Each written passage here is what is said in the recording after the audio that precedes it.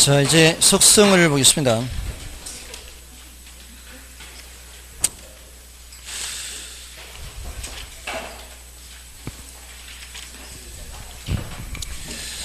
자, 이 부동산 속성은 아까 제가 10분의 0이라 그랬죠.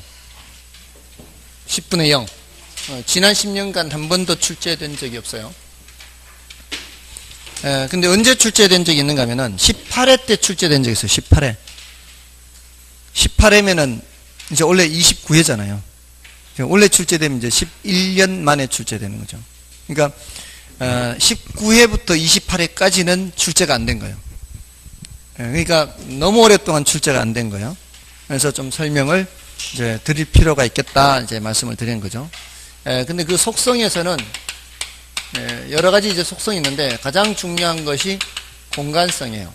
그 다음이 위치성이고요. 그 다음에 이제 뭐 환경성 이런 것들이 있는데 뭐 거기 교재는 없지만 뭐 자산성 이런 것도 있고요. 뭐 이런 있어요. 근데 이제 그나마 이놈이 좀 할 게 있고요. 그 다음이 요놈이고 나머지는 그냥 참고로 보는 거죠. 자, 이 먼저 이제 공간성을 보는 건데요. 공간이라고 하는 거 있죠. 공간 또는 여기 뭐 위치도 그렇고요. 환경도 그렇고 이 개념은 어디서 왔어요? 공간, 자연, 위치, 환경 이거는 물리적 개념, 기술적 개념에서 왔어요. 근데 이 공간성이라는 성질을 파악을 하려고 하는 거예요. 공간성이라는 성질을 파악하려고 할 때는 복합 개념으로 해야 돼. 복합 개념으로. 복합 개념이라는 게 뭐였죠 아까? 법적 측면, 경제적 측면, 기술적 측면, 모든 측면에서 살펴보는 거죠. 자, 모든 측면에서 종합적으로 살펴보는 것을 복합 개념 이렇게 하죠. 자, 그래서 이 공간을 물리적으로만 놓고 본다면 이 지표를 놓고 봤을 때 위 공중공간이 있고요. 그 아래 지중공간 또는 지하공간 이렇게 나눌 수가 있죠. 그 지표와 관련된 일정한 범위를 수평공간 이렇게도 이제 구분을 해요. 그래서 공중공간, 수평공간, 그 다음에 지하공간 또는 지중공간 이렇게 얘기할 수 있어요. 자, 이렇게 나누는 것은 물리적인 측면이에요.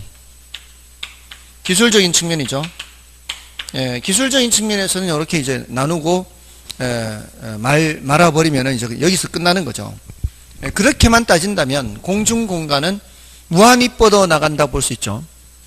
지하공간은 우리 지구 중심까지 갈 수가 있겠죠. 근데 우리는 이제 그렇게 물리적인 측면만 보는 게 아니라 법적인 측면에서 과연 어디까지 권리가 인정될 수 있느냐 이걸 따져야 되겠죠. 그럴 때는 이제 공중권이란 걸 따져요. 공중권. 여기는 이제 지표권이란 걸 따지고요. 여기는 지하권 이렇게 따져요. 이렇게 권리가 나오죠. 권리가 나오는 건 무슨 측면이에요? 법적인 측면이에요. 근데 이 공중으로 어디까지 인정되느냐 또는 지하로 어디까지 인정되느냐 하는 것은 상업지역이냐 주거지역이냐 이 용도지역에 따라 다르겠죠. 상업지역은 상하로 이용할 수 있는 범위가 더 넓죠. 주거지역이나 농지지역은 더 좁죠. 그러면은 그 권리가 인정되는 범위에 따라 부동산의 가치도 어떻게 달라지겠죠. 그러니까 주거지역의 땅값이 더 싸고 상업지역이 더 비싼 이유는 그만큼 상하로 이용하는 범위가 다르기 때문이죠.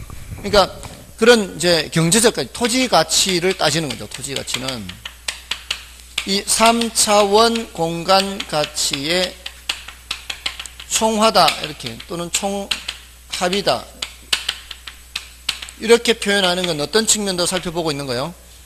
경제적인 측면도 살펴보고 있죠. 근데 이런 것들이 여기에 경제적인 측면만 놓고 봤을 때 나타나는 것은 아니고 이런 것들을 다 살펴봐야만 이런 결론이 나오는 거죠. 그래서 이렇게 복합 개념에 따라 봐야 이런 표현이 나올 수가 있습니다. 그 중에서 우리는 이제 공중권, 지표권, 지하권 요 권리 측면에 대해서 따로 좀 더 살펴봐야 돼요. 권리 측면에 대해서 어디까지 인정되느냐에 대해서. 그래서 그 공간 개념해서 그거는 이제 여러분들이 읽어봐 주시면 되겠고요. 앞부분은 그 넘어가시면은 그 토지 소유권의 공간적 범위에서 괄호 2번을 보시면 돼요. 1번, 괄호 1번은 여러분이 보시고요. 괄호 2번에 민법 212조가 나오죠. 민법 212조에 의하면 토지 소유권의 범위는 정당한 이익이 있는 범위 내에서 토지 상하에 미친다. 이렇게 돼 있죠. 자, 요거를 해설을 한 것이 3번, 4번, 5번이에요. 그 정당한 이익, 요게 이제 하나가 되고요. 범위 내 요게 하나가 되고요. 또 토지 상하 요게 하나가 되는데, 정당한 이익이 있는 범위 내에서 그 상하에 미친다. 이렇게 돼 있죠. 그 정당한 이익은 추상적 개념이에요. 어디까지가 정당한 이익일까요? 그거는 시대나 장소에 따라 바뀔 수가 있겠죠. 그래서 그 범위가 법원의 판단에 의해 결정될 수도 있습니다. 최종적인 판단은 어디서 한다고요? 법원. 그 정당한 이익이 결국 어디까지냐 하는 것은 법원에 의해서 결정이 됩니다. 다음에 토지 소유권은 정당한 이익이 있는 범위 내에서 그 상하에 미치므로 정당한 이익이 있는 범위 밖에까지 미치지는 않는 거고요. 또 괄호 5번에 토지 소유권은 정당한 이익이 있는 범위 내에서 토지 상하에 미치죠. 이는 토지 소유권의 효력 범위를 입체적으로 규정한 것이 되고요. 또한 지하 또는 지상의 공간은 상하의 범위를 정하여 건물 기타 공작물을 소유하기 위한 지상권의 목적으로 할 수 있습니다. 그거를 구분지상권이라 그래요. 구분지상권은 조심해야 되는 게 그게 지하 또는 지상 요 두 개를 다 기억해야 돼요. 지하 또는 지상. 구분지상권이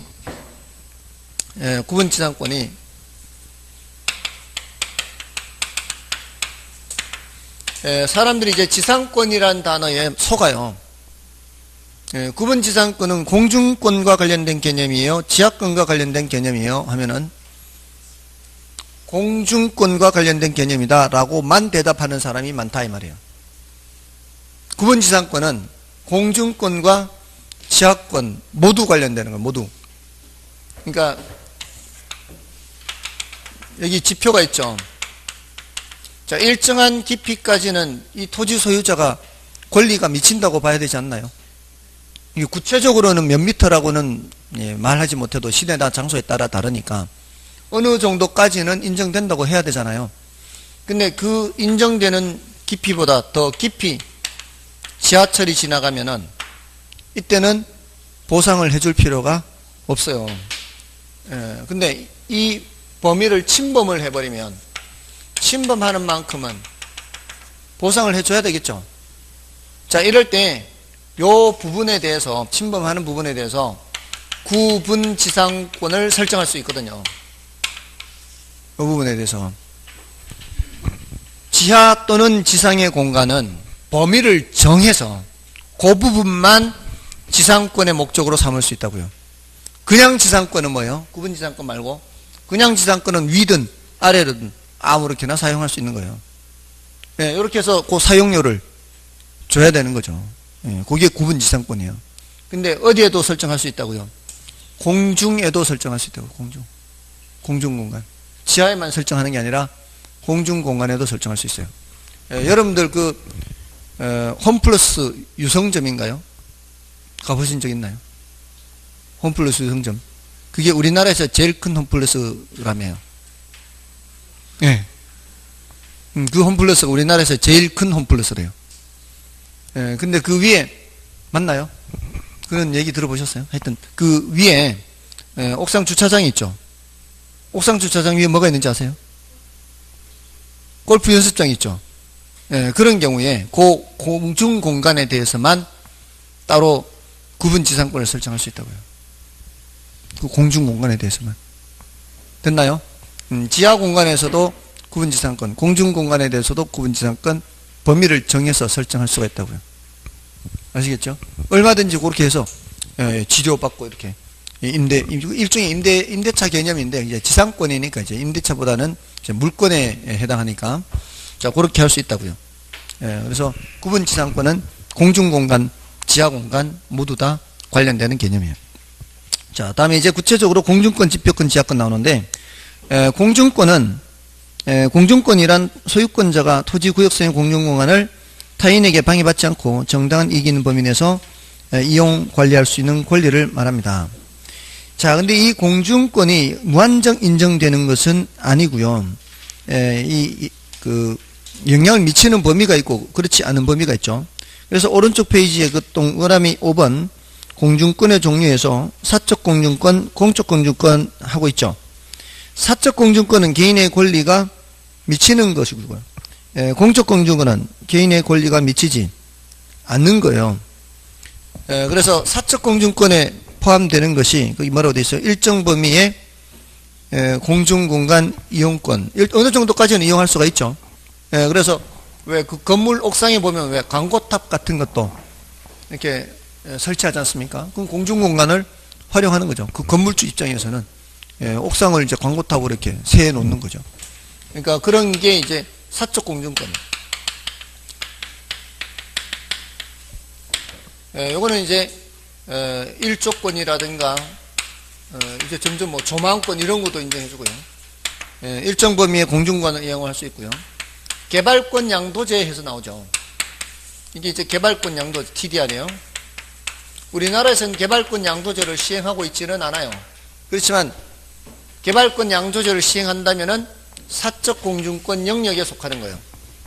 자, 이게 뭔 소린가 하면은 개발 제한 구역을 지정하거나 이럴 때 개발이 제한된 지역 내 토지 소유자는 개발을 못하게 하고 개발이 가능한 지역은 어떻게 해요?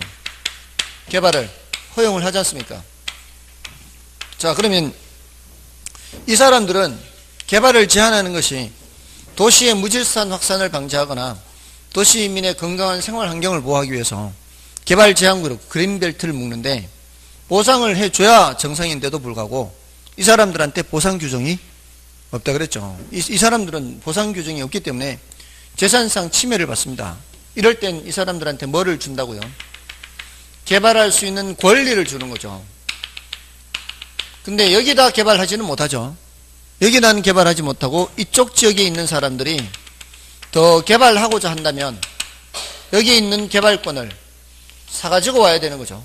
그런 과정에서 대가를 줘야 되는 거죠. 그래서 이 사람들이 보상받는 효과를 얻게 하는 겁니다. 이게 이제 아이디어 상으로는 괜찮죠. 여기 이제 이 사람들이 받지 못하는 상황인데, 이 사람들이 그 개발권을 사가지고 오는 과정에서 대가를 주니까, 그래서 보상받는 효과를 얻는 거예요. 우리나라는 시행하고 있지 않은데, 미국에서 이제 문화재 보호구역을 지정하는 것과 관련해서 처음 시작이 됐다고 해요. 그러니까 문화재 보호구역을 지정해도 개발을 못하니까, 그게 이제 개발권 양도제인데, 이게 시행이 된다면 뭐를 활용하는 거예요? 공중공간을 활용하는 거죠. 이쪽에 못하게 하는 만큼을. 그래서 공중공간, 사적 공중권과 관련된다는 것은 제 개인의 권리가 미치는 영역이라는 얘기죠. 그래서 그 위에 참고 박스에 나와 있죠. 그 참고 박스에 개발권 양도제에서 개발이 제한된 지역의 토지 소유자에게 부여된 개발권을, 여기 이제 이 사람들한테 부여된 개발권을 개발 가능 지역에 매각할 수 있도록 하여 양도하는 거죠. 그래서 개발이 제한된 지역의 토지 소유자의 우발 손실을, 이 사람들의 우발 손실이라고 하는 거죠. 그리고 이 사람들의 우발 이익이라고 그래요. 우발이라는 게 뭐예요? 우발이 어쩌다 발생하는 거죠. 왜 우발 손실, 우발 이익이라고 할까요? 이게 하다 보니 그렇게 된 거지 꼭 이 사람들을 해치기 위해서 그렇게 된 건 아니란 얘기예요. 지정을 하다 보면은 그렇게 될 수도 있는 거지 꼭 그 사람을 해치기 위해서 한 게 아니다 이 말이죠. 그러니까 옛날에 이게 개발 제한구역이 지정된 거는 1970년대에 처음 지정이 됐다고 해요. 1970년대. 그때 지정될 당시만 해도요, 사람들이 이 개발 제한구역의 의미를 잘 몰랐어요. 왜냐면은 그 도시 주변이 이제 그 개발 제한구역을 지정할 당시에 그 주변 지역이 다 농사 짓는 곳이에요, 그냥. 지정이 되든 지정이 안 되든 다 농사 짓는 곳이에요, 그냥. 그러니까 처음에 지정할 당시에는 이게 어떤 의미인지를 잘 모르는 거죠. 어차피 앞으로 도시가 이제 확산될 걸 미리 예상해서 그 주변에다가 이렇게 그린벨트를 묶어놨으니까 지정이 돼 있든 지정이 안 돼 있든 다 그냥 똑같이 농사 짓는 땅이죠. 그러니까 그 당시에는 그 의미를 잘 모르죠. 근데 자꾸 시대가 이제 발전하면서 이게 도시가 확산되면서 개발 제한구로 지정되는 계속 이제 농사만 지어야 되는 거고, 그 안쪽에는 자꾸 개발되니까 이제 상대적으로 박탈감을 느끼는 거죠. 하다 보니 그렇게 된 거죠. 그러니까 심지어는 부산의 그 70년대 당시에 개발 제한구를 지정하면 이제 실무진에서 이렇게 일을 할 거 아니에요. 개발제한구역을 지정하는 일을. 그래서 이제 국장한테 보고를 하는 거죠. 예, 개발제한구역을 지정하려고 하는데 이렇게 하니까 국장이 그게 뭐야? 국장도 잘 모르는 거죠. 예, 그러니까 이거 도시의 무질서한 확산을 방지하고 도심 내 건강한 생활 환경을 보호하기 위해서 하는 겁니다. 그 좋은 거요? 예, 예, 이렇게 해야 좋죠. 그래? 그러면 내 땅도 좀 집어넣어. 이렇게. 이렇게 한 거예요. 개발제한구역을 지정하는 게. 그러니까 이게 필연적으로 그 사람을 해치기 위한 건 아니다. 그러니까 이제 우발 손실, 우발 이익 이런 표현을 쓰는 거예요. 그러니까 여기서 발생하는 우발 이익으로 여기 이제 우발 손실을 보상한다 이런 의미가 있는 거죠. 예, 그러면서 그 2번에 나오죠. 이는 정부의 재정 부담이 있어요, 없어요? 정부의 재정 부담이 없죠. 정부의 재정 부담이 없으니까 얼마나 좋은 방법이냐면 보상금을 정부가 주지 않고 그리고 시장기구를 통해 이것도 체크해야 되죠. 시장기구를 통해. 자, 이게 정부가 개입하는 거냐 개입하지 않는 거냐 이렇게 물어요. 이건 정부가 개입하지 않는 방법이에요. 왜냐하면 이거 사고 팔고는 누구 마음이에요? 이 사람들 마음이죠. 이거는 이제 시장을 통해 해결한다 그래요. 정부가 제도를 만든다고 해서 무조건 개입하는 거 아니에요. 제도를 만드는 것까지는 정부가 하는 역할이 맞아요. 근데 어떤 경우에는 정부가 개입하는 형태로 나타날 수가 있고 어떤 경우에는 이렇게 제도만 만들고 정부가 개입하지 않는 것도 있어요. 이런 것들은 이제 정부가 개입하는 것은 아니에요. 그래서 시장기구를 통해서 형평성 문제를 해결하는 장점이 있으나 어떤 단점이 있어요? 개발 가능 지역의 과밀로 인해서 효율성 측면의 문제가 발생하는 단점이 있어요. 그러니까 이쪽은 계속 올라가야 될 거 아니에요. 이쪽은 계속 올라가면 어떻습니까? 이게 여기 이제 뭐 도로라든가 상하수도라든가 이런 용량이 한정되어 있을 거 아니에요. 너무 과밀 지역이 되면 이제 또 효율성 측면에서 문제가 생길 수 있어요. 그런 단점이 있습니다. 근데 우리나라는 시행하고 있다고요? 안 하고 있다고요? 안 하고 있다고요. 우리나라는 안 하고 있습니다. 예, 다음에 이제 공적 공중권 하면 뭐가 있어요? 공적 공중권 하면은 이게 이제 항공기가 통행하거나 전파가 발생한다 이런 것들이죠. 예, 이런 것들은 이제 개인의 권리가 미친다고 보기 어렵습니다. 자, 나머지는 이제 여러분이 확인하시고요. 다음에 지표권에서는 지표권은 거기 세 가지 작물을 경작하고 두 번째 줄에 있어요. 건물을 짓고 지표수를 이용한다. 여기에 작물 경작이라는 말에 체크하면 되겠죠. 건물 짓는 거는 건축하면 되겠죠. 그다음에 그 지표수를 이용할 수 있는 걸 이거는 이제 용수권이에요. 용수권. 자, 이런 것들이 있는데요. 이거와 관련해서, 자, 이 용수권과 관련해서 이제 넘어가면은 조금 세부적인 내용이 있거든요. 용수권, 물의 이용권과 관련해서, 동그라미 1번, 2번 있죠. 유역주의와 선용주의라는 게 있어요. 동그라미 1번, 2번, 유역주의는 유자가 흐를 유자거든요. 그 물이 흐르는 주변 지역에 사는 사람이라면 누구든지 다른 사람이 이용하는 것을 방해하지 않는 범위 내에서는 이용할 수 있는 게 유역주의예요. 근데 선형주의는 먼저 온 사람이 물을 독점적으로 사용하고 남은 것이 있으면 그 다음에 사람이 사용한다는 원리입니다. 수로에 인접하지 않더라도 먼저 온 사람 수로를 변경해서 우선적으로 사용할 수 있어요. 그 정도로 독점적으로 사용하는 거예요. 선형주의는 주로 건조지역에서 많이 발생합니다. 물이 귀한 지역 있죠. 물이 귀한 지역에서는 선형주의, 유역주의는 습윤지역, 물이 좀 많은 지역, 습윤지역이라고 그래요. 습윤지역. 습하다 그러잖아요. 습윤지역. 선형주의는 건조지역. 그렇게 되고요. 어떤 것이 더 합리적이다 이렇게 일률적으로 말할 수는 없습니다. 건조지역은 건조지역 나름대로 그게 타당하고요. 습윤지역은 습윤지역대로 그게 나름대로 타당하다 이렇게 볼 수 있어요. 다음에 이제 지하권에서는 지하권은 이제 지하 공간으로부터 어떤 이익을 획득하거나 이를 사용할 수 있는 권리를 말하는데 지하권은 이제 나라에 따라서요 어디까지를 지하권의 범위에 포함시키느냐 좀 다를 수가 있습니다. 그래서 우리나라의 경우에는 특히 조심해야 되는 게 우리나라의 경우에는 모든 그 권리를 다 인정해 주는 게 아니고 특히 지하매장 강물이에요. 이 지하매장 강물에 대해서는 토지 소유권이 영향 미친다 안 미친다? 토지 소유권의 영향이 미치지 않습니다. 이거는 개인의 권리가 미치지 않습니다. 개인의 권리가 미치는 것은 사적 지하권의 영역에 포함된다라고 볼 수 있는 것은 뭐 지하수라든가 지하수 이런 것들, 토지의 구성 부분, 토지 구성 부분, 예를 들어 뭐 흙이나 이런 거 있잖아요. 흙, 뭐 돌, 뭐 이런 것들은 뭐 미친다고 볼 수 있죠. 이런 것들은 이제 이렇게 영향을 미친다고 볼 수 있습니다. 그렇지만 이제 저런 것들 지하 매성 강물은 되지 않고요. 다음에 이제 그 밑에 내려가시면은 그 동그라미 5번에 다시 보시면은 지하권의 동그라미 5번, 구분 지상권은 지하 또는 지상의 공간은 아까 했죠. 상하의 범위를 정하여 건물 기타 공작물 소유하기 위하여 설정할 수 있다. 따라서 구분 지상권은 지하 공간 및 공중 공간 활용 모두와 관련되나 개발권 이전 제도와 용적률 인센티브 제도는 공중 공간 활용과 관련되죠. 반면에 한계 심도는 뭐와 관련돼요? 지하 공간 활용과 관련돼요. 자, 이 한계 심도가 뭔가 하면은 아까 요거 지표가 여기 있으면 토지 소유자의 권리가 일반적으로 어디까지 미칠 수 있는지 요거 한 거 있죠. 요 깊이를 한계 심도라 그래요. 한계 심도. 요 한계 심도는 이제 경우에 따라 달라요. 상업지역은 더 깊고요. 주거지역은 더 얕습니다. 그러니까 구체적인 깊이는 우리가 알 필요는 없고요. 이런 개념이 있다는 거죠. 그래서 서울의 지하철이요, 지나갈 때 1호선, 2호선, 3호선, 4호선, 이게 옛날에 지은 지하철들은 얕아요.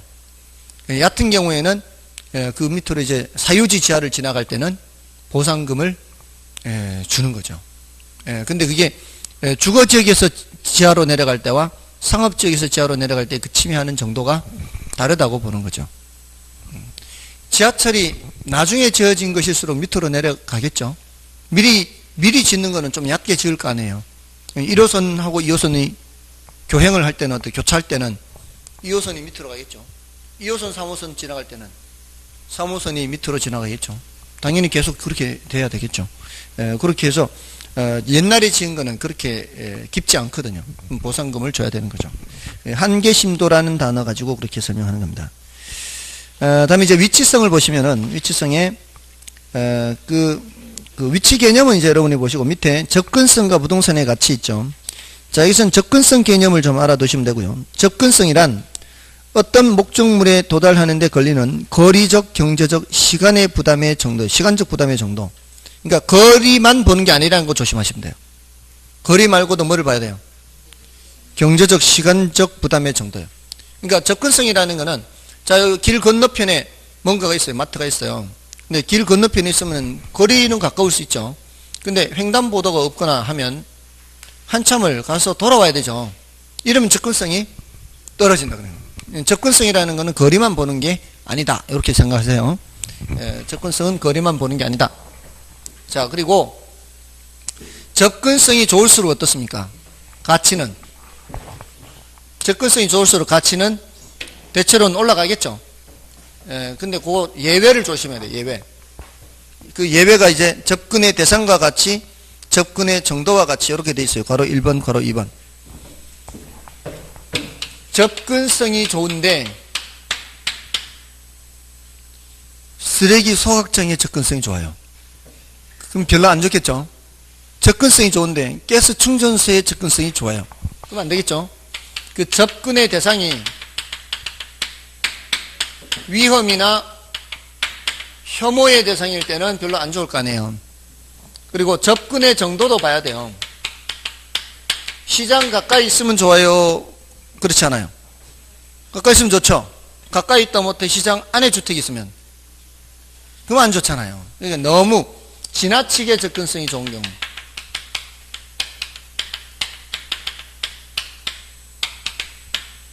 이럴 때는 감가예요. 감가. 도로 가까이 있으면 좋잖아요. 근데 대로가 가까이 있다 못해 딱 붙어 있으면 시끄러워서 잠을 못 자죠. 저는 그런 집에 살아봐서 알아요. 제가 그런 집을 얻고 싶어서 얻은 게 아니라 집을 구할 수가 없는 거죠. 그 외에는 딱 시간 내고 맞출 수가 없고 그밖에 안 되니까 그럴 수밖에 없는 거죠. 근데 여름에 정말 죽을 맛입니다. 죽을 맛.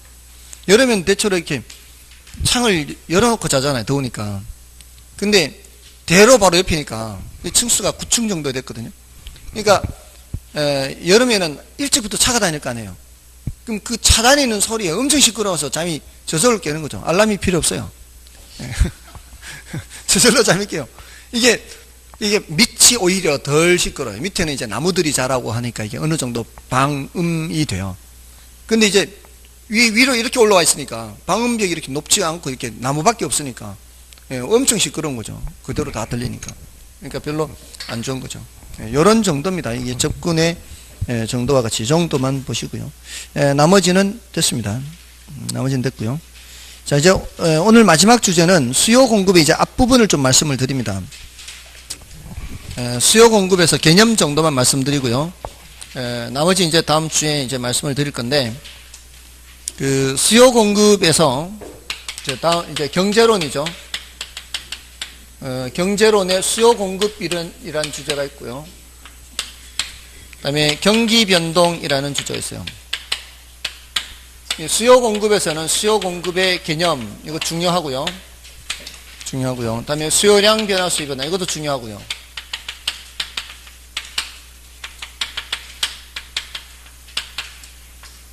그 다음에 거기에 맞춰서 공급량 변화, 공급 변화, 이것도 중요하고요. 오늘은 이제 여기 수요량 변화, 수요 변화, 요 개념 구분까지만 하고요. 수요 변화의 자세한 내용은 이제 다음 주에 말씀을 드리겠습니다. 여기서부터. 그 다음에 이제 균형의 결정과 이동이라는 게 있고요. 그 다음에 탄력성이라는 주제가 있습니다. 탄력성의 개념, 종류, 그 다음에 응용, 그 다음에 탄력성 크기 결정 요인.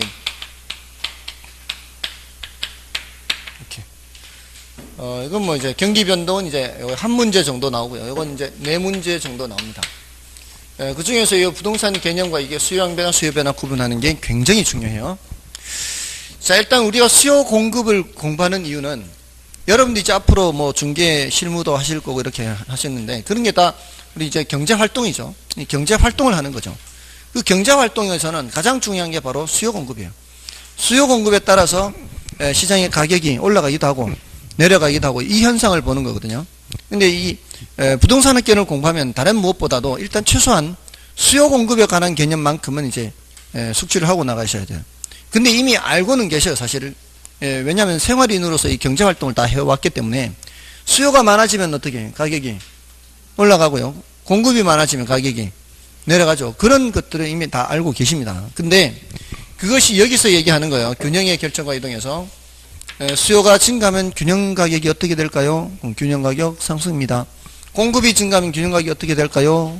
균형 가격 하락하면 되는데 이거를 학문의 관점에서 학문적인 표현으로 물었을 때 학문적인 표현으로 대답하고 해야 돼요.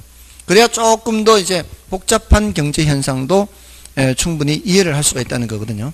그래서 아주 단순한 것 외에도 조금 복잡한 것까지도 얘기를 해요.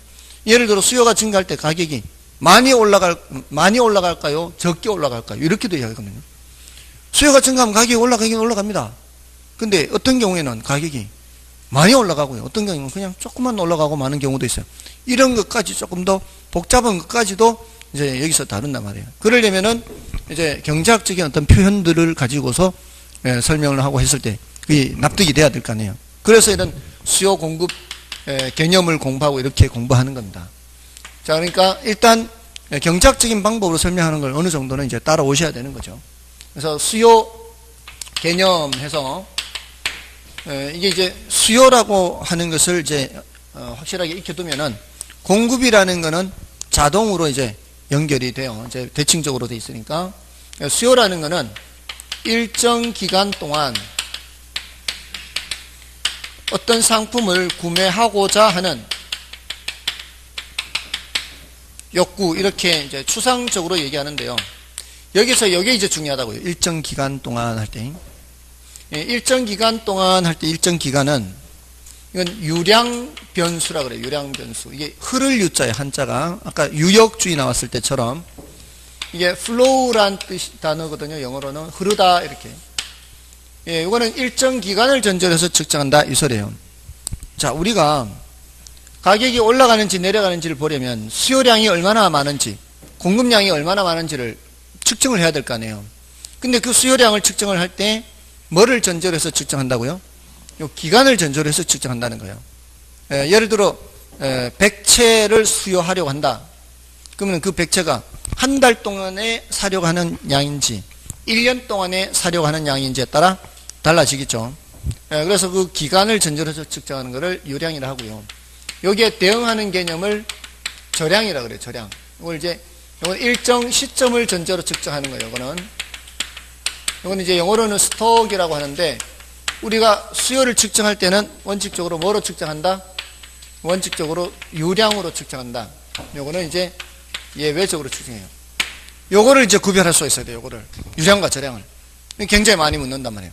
구체적으로 항목을 나열했을 때 이게 유량에 해당하는지 저량에 해당하는지를 구별해야 돼요. 자, 이게 예를 들어 유량의 대표적인 게 소득이에요. 소득이 유량의 대표적인데, 말을 지었을 때, 말을 만들었을 때 한 달에 얼마 이런 말이 되면은 유량이고요. 한 달에 얼마 이런 말이 안 되면 저량이다. 이렇게 보시면 돼요. 간단하게는. 그러니까 한 달에 소득이 얼마예요? 말이 되죠? 말이 되잖아요. 그러면은 유량이에요. 한 달에 인구가 얼마예요? 말이 돼, 안 돼요? 안 되잖아요. 그건 뭐예요? 저량이란 말이에요. 저량. 근데 이제 저량은 재고가 대표적인 개념이 재고. 창고에 있는 양. 창고에 있는 양. 그 재고의 대표적인 게 이제 자산 이런 것도 있고요.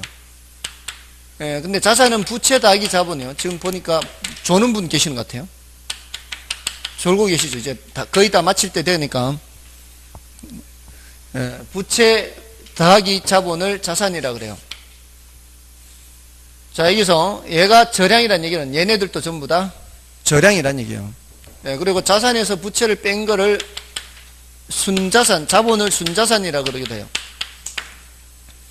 모두 다 저량이고요. 다음에 이제 소득 말고도요. 이게 소득의 개념과 유사한 거는 다 유량 개념이에요.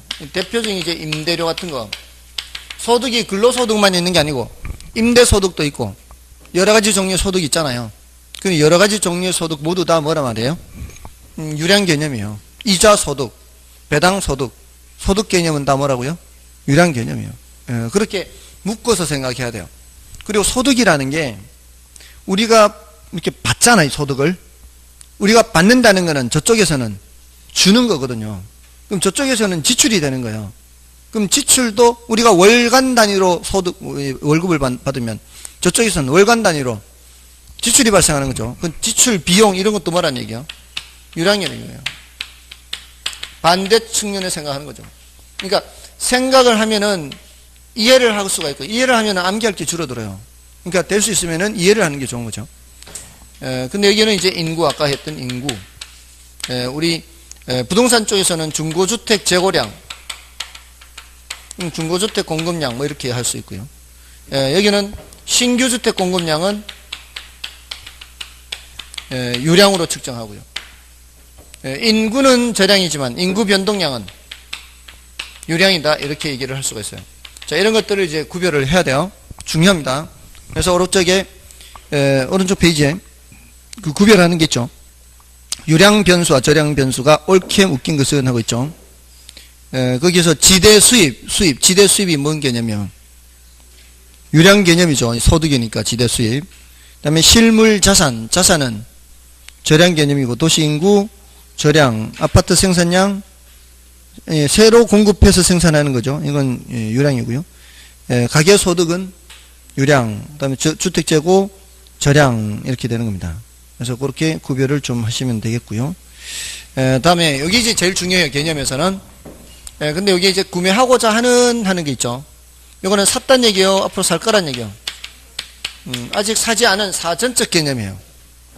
여기는 대응하는 개념이 사후적 개념인데, 요거는 출제는 뭐 거의 안 해요. 출제는 안 하는데 이걸 이해를 하고 있어야 돼요. 왜냐면은 우리가 시장에서 나타나는 가격 현상을 보려는 거예요. 가격이 올라갈지 내려갈지. 근데 그 가격에 영향을 미치는 것은 중개사무소를 예를 들자면 계약서를 쓰고 간 사람은 가격에 영향을 미칠 수가 없어요. 계약서를 쓰기 전에 가격에 영향을 미치는 거지, 쓰고 가버린 사람은 소용이 없는 거예요. 그러니까 가격에 영향을 미치는 것은 사전적 개념으로서 영향을 미치는 거예요. 사려는 사람이 많아야 가격이 올라가는 거죠. 팔려는 사람이 많아야 가격이 내려가는 거예요. 그래서 사전적 개념으로 측정하는 거예요. 사고자 하는. 그리고 구매하고자 하는 욕구 이렇게 하는 것은 유효 수요 이렇게 표현해요. 요 대응하는 개념은 잠재 수요 이렇게 해요. 요거는 이제 구매 의사와 지불 능력이 모두 있으면 유효 수요, 구매 의사는 있는데 능력이 없으면 잠재 수요. 우리가 측정할 때는 유효 수요만 측정한다, 잠재 수요도 측정한다. 유효 수요만 측정하는 거예요. 시장에 올 때 뭐 들고 와야 된다는 얘기예요? 돈 들고 와야 돼요. 돈 안 들고 와서 산다는 것은 있을 수가 없다 이 말이에요. 아시겠죠?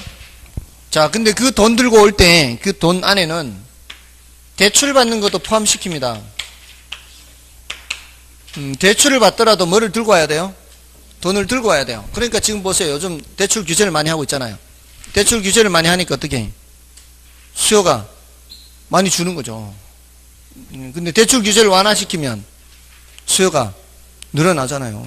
MB 정부 때, 그리고 박근혜 정부 때, 누구냐, 강만수인가요? 강만수, 최경환, 이선한 사람들이 막 대출 받아서 집 사라고 막 조금 풀어줬잖아요. 그러니까 수요가 막 늘어나다 지금 대출 규제하니까 수요가 주는 거네요. 여기 능력에는 대출 받는 것도 포함시키는 거지만, 아무튼 시장에 오려면은 뭐를 들고 와야 돼? 돈을 들고 와야 된다 이 말이에요. 유효 수요만 측정한다 이 말입니다. 됐죠? 자, 일단 개념에서는 이런데요. 자, 요거 수요량 변화, 수요 변화, 요거 구별만 하고 좀 마치겠습니다. 자, 이제 우리가 이제 수요를 이제 측정을 해야 돼요. 수요량, 물론 이제 나중에 공급량도 측정을 해야 되는데, 수요량이나 공급량을 이제 측정을 해야 되는데, 이게 부동산의 경우에는 좀 예를 들기가 좀 껄끄러워요. 평생을 가봤자 부동산 몇 번 사고 팔겠어요. 그래서 제가 늘 좋아하는 사과 같은 이런 사고 파는 게 흔한 거, 이게 사과 이런 걸 예를 들어서 수요량을 이제 측정을 한다면, 자, 사과 수요량을 측정을 한다면 어떻게 해요? 앞으로 한 달 동안 먹을 사과 이렇게 해요. 앞으로 한 달 동안 먹을 사과, 아직 산 거 아니에요. 앞으로 사려는 그 사과의 수량, 이걸 이제 수량으로 표시한 거죠. 수량으로 표시해서 10kg를 살지 20kg를 살지 사람마다 생각을 하는 거예요. 자, 그럼 이제 여러분들 생각해 보세요. 앞으로 한 달 동안 먹을 사과의 수량. 자, 여러분이 생각하는 사과의 수량과 제가 생각하는 사과의 수량은 다 다를 수가 있죠. 처한 상황이 다 제각각이니까. 그죠?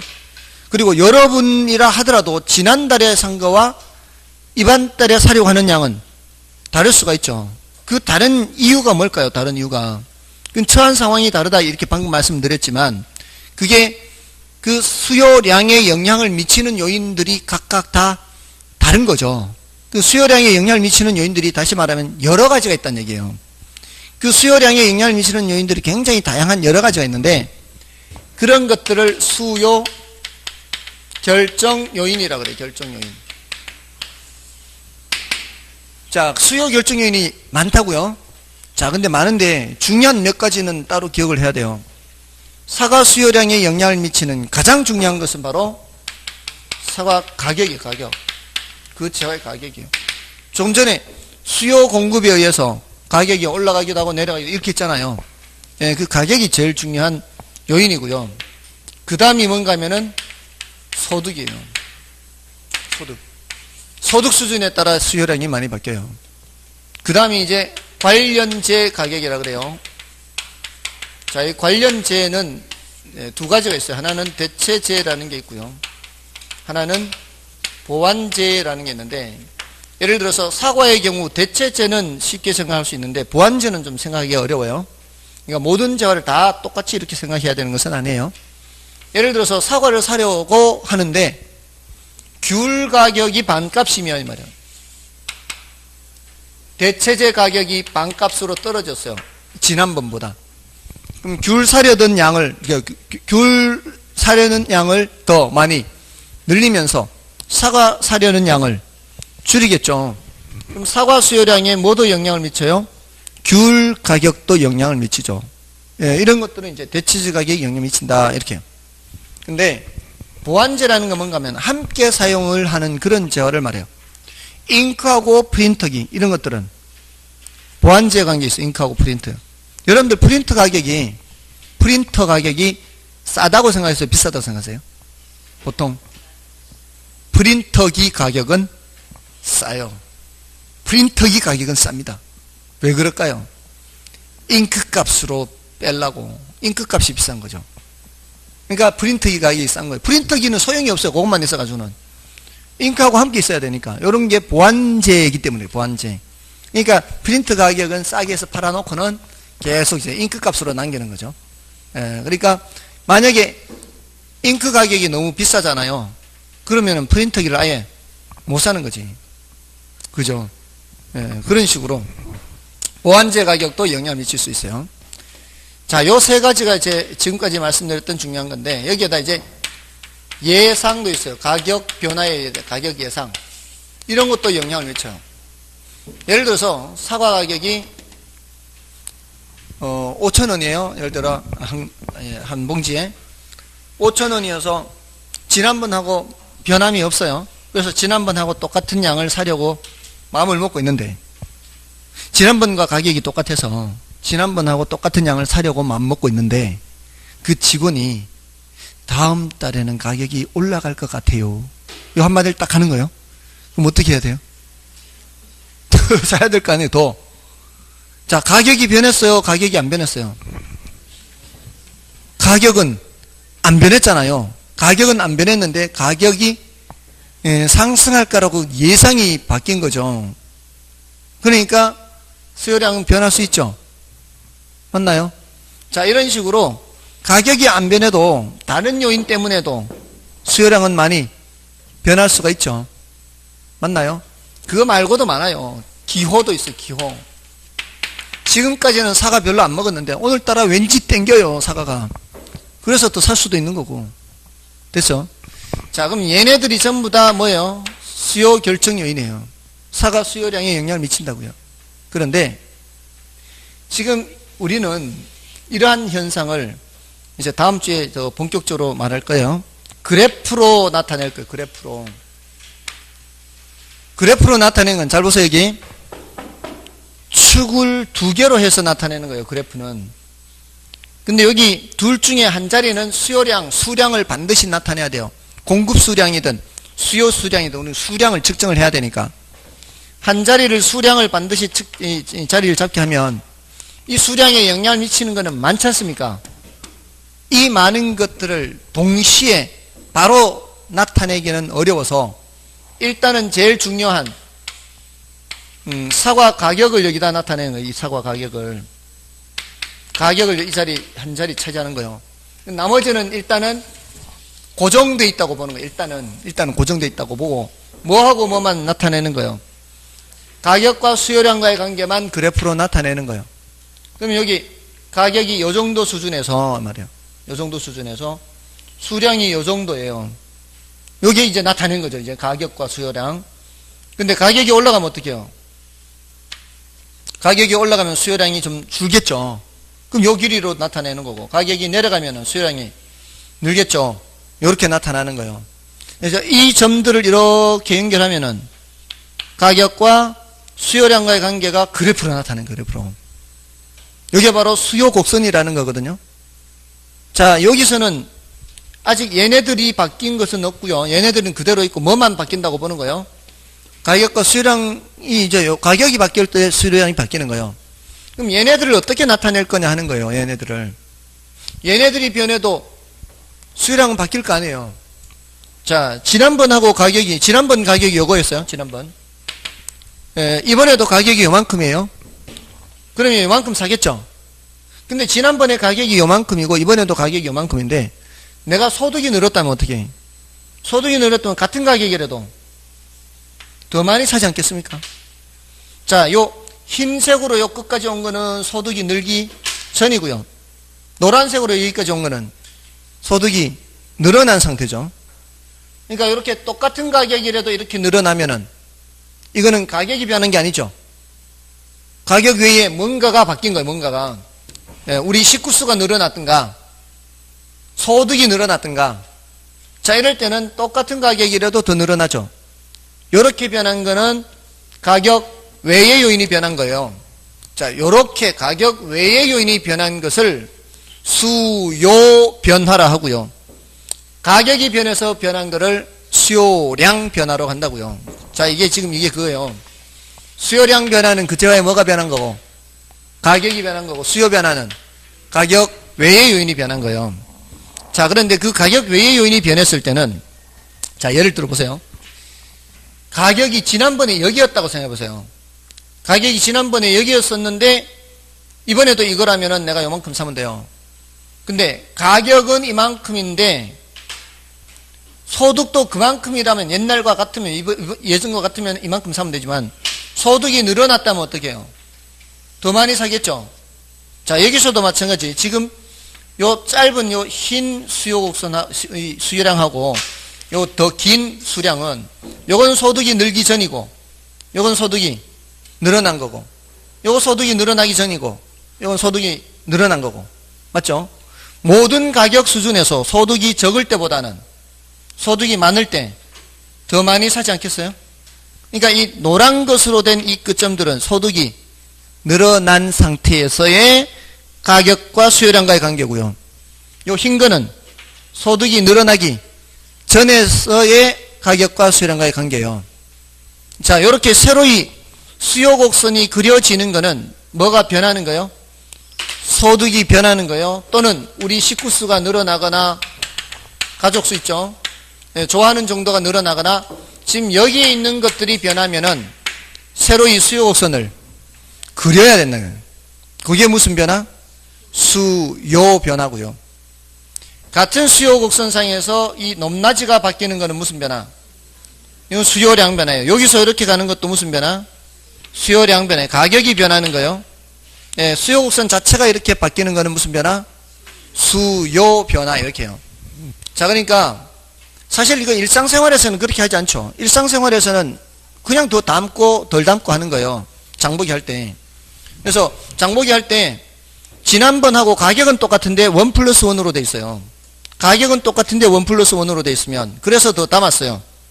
그러면 이게 무슨 변화예요? 이거는 수요량 변화예요. 왜냐면은 반값이니까 똑같은 가격 붙어 있는데 1 플러스 1이라는 얘기는 이제 가격이 반값이 됐다는 얘기 아니에요. 반값이 돼서 더 담은 거는 가격이 변해서 더 담은 거죠. 그런 건 무슨 변화? 수요량 변화고 이렇게 가격이 반값 된 거 이렇게 된 거예요. 근데 다음 주에 이번 주에 누가 생일이 있어요? 그래서 더 담았어요. 그럼 뭐예요? 똑같은 가격이라도 더 담는 거죠. 그럼 뭐예요? 수요 변화. 그럼 이게 자체가 변한 거예요. 그렇게 해서 수요량 변화와 수요 변화를 이제 구별을 해야 되고요. 특히 이제 수요 변화에 대해서 다음 주에 더 자세히 말씀을 드릴 거예요. 수요 변화는 뭐라고요? 세로의 수요 곡선을 그려야 된다고요. 오른쪽이 그리느냐, 이제 왼쪽이 그리느냐, 요걸 이제 공부를 해야 돼, 다음 주에.